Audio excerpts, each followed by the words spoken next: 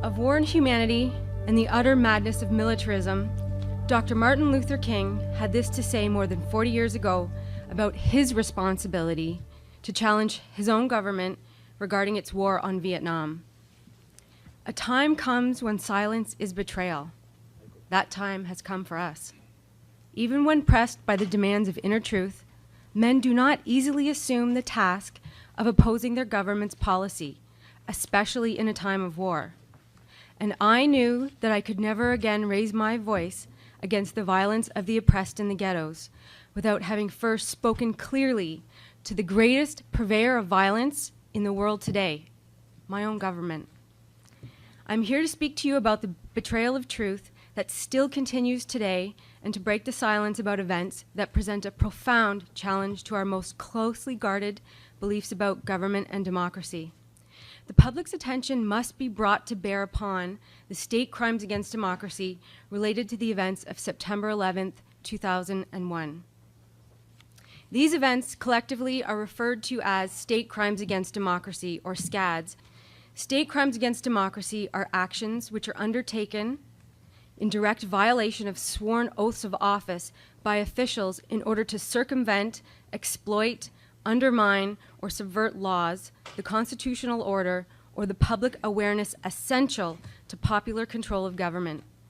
SCADs are dangerous to democracy because they are not isolated events, but a pattern of actions, or in some cases, inactions, which facilitate a progression towards closing down an open and free society into a police state run by a select few.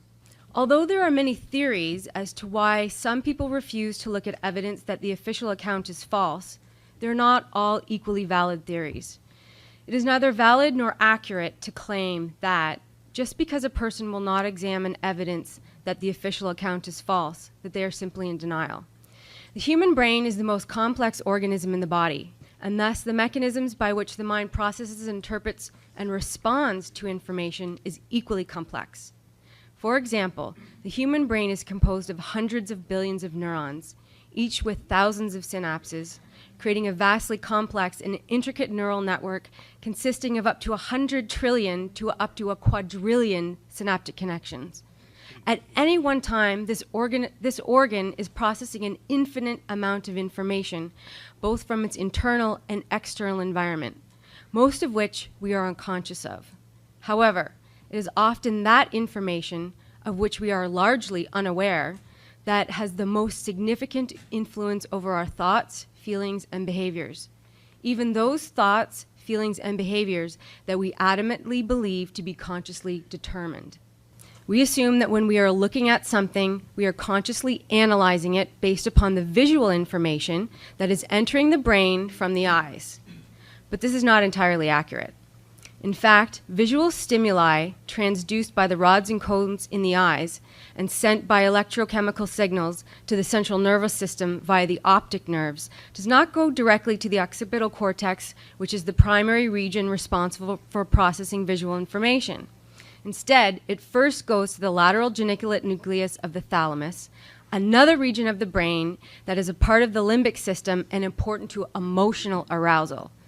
To put this in simpler terms, this means that you can experience an emotional reaction to something before you are consciously aware that you have even seen it, which in turn then affects how you see it.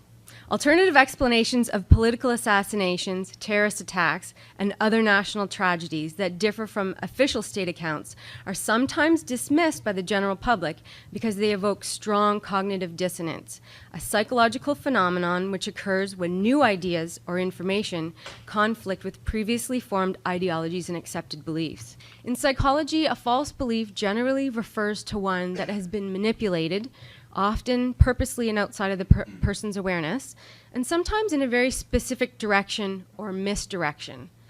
An elegant and robust example comes from the work of Solomon Asch in the 1940s and Harold Kelly in the 1950s, and later replicated by others, including Neil Widmeyer and John Loy in the late 1980s. And Widmeyer and Loy's paper is the one that I'm going to be focusing on. This experimental manipulation of beliefs is referred to as the warm-cold effect. In a classroom setting, students in Widmeyer and Loy's experiment were given different introductions to a visiting professor and later asked to describe the professor and his lecturing abilities. But before the professor appeared, half of the students were informed that he was a rather cold person, and the other half were informed that he was a rather warm person. In addition, students in both groups were also told that he was either a professor of physical education or a professor of social psychology. All the students experienced the exact same lecture, which was delivered in a very neutral manner. Okay? The results showed that students who were led to believe that the lecturer was a warm person not only reported that he was much more likable than students led to believe he was a cold person, they also reported that he was a more competent teacher. This is an example of a false belief because the liking or disliking and the perceptions of competency and incompetency arose from the warm or cold introduction and not from the professor's actual mannerisms or methods of teaching, which were all identical for students. Most importantly, the information regarding the professor's area of expertise, as either a professor of physical education or social psychology, had no effect on students' perceptions. Now, this experimental example has real-world consequences for a functioning democracy, such as when people can be manipulated, for example, by the media, into falsely believing that they like or dislike a presidential candidate because of his or her public policy, when in fact the perception arises solely from the media's framing of the candidate merely as likable or dislikable. The issue of competency to hold the highest position of public office does not even need to factor into the equation. The use of repression and terror, including threats of censorship, suppression of information, imprisonment, and torture by leaders to silence political opponents and dissidents, is not exclusive to authoritarian states. Such tactics can also be employed by leaders of democratic states, a fact that can be difficult for people to acknowledge, especially if it is not consistent with their belief system. We must be ever vigilant of the motives of leaders who would persuade us to surrender our property, liberty, and humanity, one priceless piece at a time. How can we do this? First and foremost, by educating ourselves and our fellow citizens on how we, the people, can be manipulated by our government and its lapdog news media into forfeiting our civil liberties and duties. We need to challenge the long-standing and often erroneous assumptions about the role of government, public discourse, and dissent in democratic societies. And we can start by identifying some of the social psychological factors that can prevent people from examining evidence of crimes committed by the state. Although some people may harbor cynicism about bureaucrats and politicians, most do not want to believe that public officials in general, and especially those at the highest office, would participate in election tampering, assassinations, mass murder, or other high crimes, especially in democratic societies. For example, although public cynicism towards government was high in the months prior to 9/11, trust in U.S. officials in Washington rose significantly. It more than doubled to 64% in the weeks following the terrorist attacks, suggesting that heightened focus on national security breeds support for incumbent foreign policymakers. Claims that state intelligence and other officials within democratic states could conspire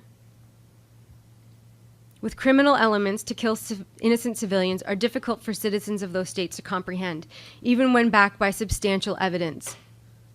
Evidence that U.S. officials have used the attacks of 9/11 as a means to manipulate the mass public into accepting two major wars of aggression has been dangerously ignored by mainstream media and academia until recently. Protecting democracy demands that citizens must be made aware of how they can be manipulated by government and media into forfeiting their civic liberties and duties. Information vital to protecting citizens from crimes against democracy orchestrated by the state, as history has repeatedly demonstrated, can happen particularly in times of disaster, collective shock, and national threat. I want to end with one important quote from Dr. Martin Luther King, who I opened up with, that is just imperative today and perhaps even more so than when he said it. We must move past indecision to action. We must find new ways to speak for peace in Vietnam and justice throughout the developing world, a world that borders on our doors. If we do not act, we shall surely be dragged down the long, dark, and shameful corridors of time reserved for those who possess power, without compassion, might without morality, and strength without sight. Now let us begin. Now let us rededicate ourselves to the long and bitter, but beautiful, struggle for a new world. This is the calling of the sons of God, and our brothers wait eagerly for our response. Shall we say the odds are too great? Shall we tell them the struggle is too hard? Will our message be that the forces of American life militate against their arrival as full men, and we send our deepest regrets? Or will there be another message of longing, of hope, of solidarity with their yearnings, of commitment to their cause, whatever the cost? The choice is ours, and though we might prefer it otherwise, we must choose in this crucial moment of human history. Thank you.